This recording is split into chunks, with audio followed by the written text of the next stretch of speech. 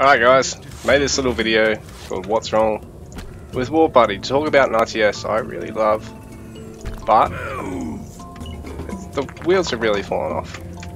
There's no real active online player base, and yeah, even though it's a really snappy RTS, no one's really interested in playing. And the reasons are actually pretty numerous in a sense. So, first off, it's probably to deal with the campaign.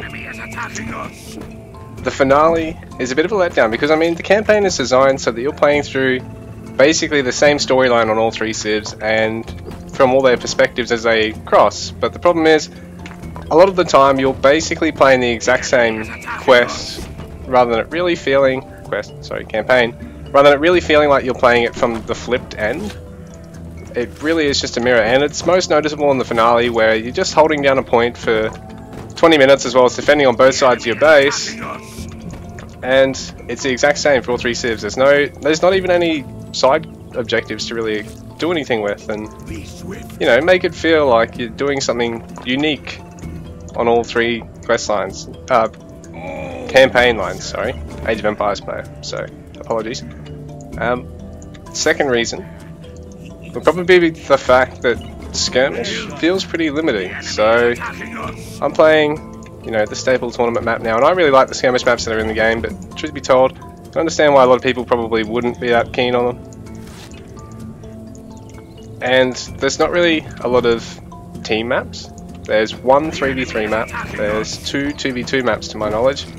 There's a few 1v1 maps, and that's what I mean. It's cool for 1v1 gameplay, but when it comes to 2v2, 3v3, there's almost no support. There's no 4v4 support at all, or anything beyond that. So anyone looking to sort of play chill games with a big number of mates sort of gets shit on in that regard.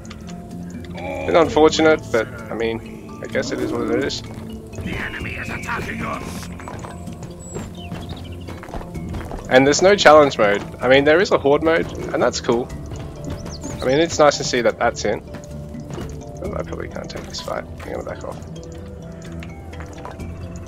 Double expanding is probably pretty risky here, but for the purposes of this video, I've sort of down-tuned the difficulty that I normally play at, so I can probably get away with playing pretty greedy.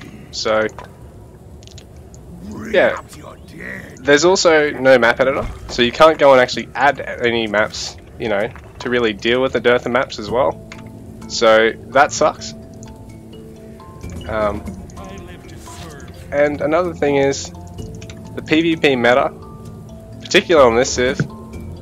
I mean, I haven't really gone for it so far, but the game is too tier 1 heavy, and I say that as someone who really likes tier 1 unit gameplay. That's what I mean, is units produced out of your initial production facility in your first upgrade state or age, or, you know, tech tree tier, basically is what it comes from. And so, whichever the strongest civ happens to be, faction happens to be, all they have to do is mass up their merely tier 1 unit, and they pretty much win the game. I mean, it's unfortunate, and I mean, it's sort of fun to play if you're good at playing that sort of playstyle, but it doesn't really leave a lot to,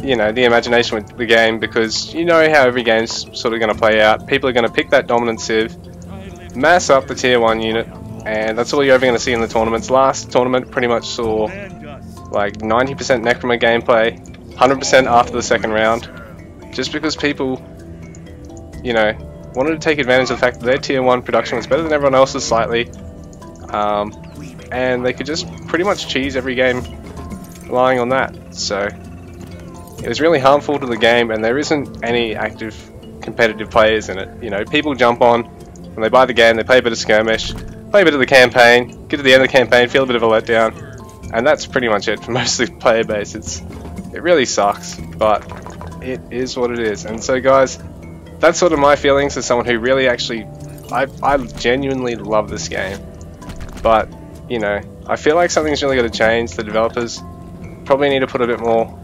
care into it. I mean, I know they got other releases, and you know, because it was a bit of a flop in a sense, it probably, you know, doesn't look like it's worth putting any money into it, but I can assure them if they actually, you know, take the time to put a bit more care into it, to add a map editor, if that's possible, though I understand there's huge limitations.